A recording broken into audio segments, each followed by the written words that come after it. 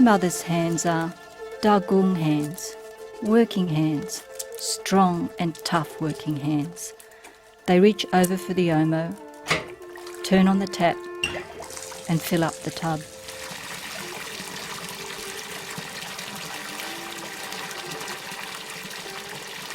Those heat-resistant hands of hers plunge into the hot water and pull up the heavy wet sheets, dragging them through the wringer. By afternoon, she stands by the stove, lifts the lid from the pot, and her face is soon wet from the steam.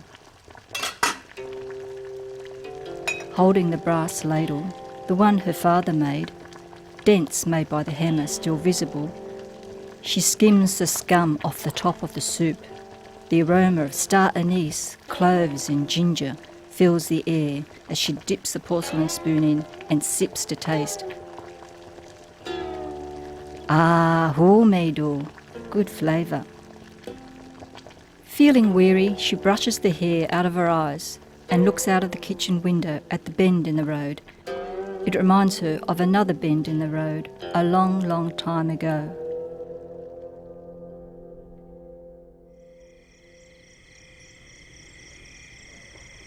She was just a girl, squatting on the dusty ground. Beside her, a basin of water and a bunch of bok choy, white vegetable. One hand was holding the vegetable, the other peeling away a leaf, rinsing it through the water, when suddenly there was a sound of thunder.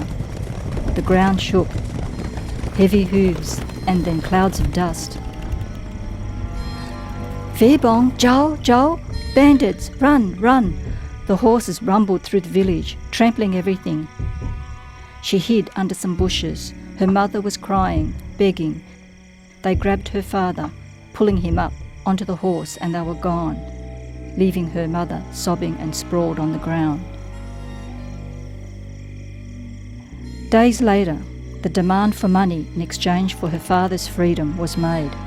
There was no choice. My mother was sold for silver, sold to a family as a Moi Jay, servant girl, in a village miles away. She was on her own now. The walk to the village was a long, hard journey, and she walked for days. Her legs ached, her feet stung from the burst blisters. All she had was a thin blanket, inside some rice and the brass ladle her father made. Come nightfall, she took refuge wherever she could, in farm animal sheds and in the forest. She was scared, lonely, and longed for a mother and father and home. It was still dark. She moved her stiff body, damp from the dew. Slowly the sun rose. Its light brightened the land. It was morning and a new beginning, and she took the first steps towards an uncertain future.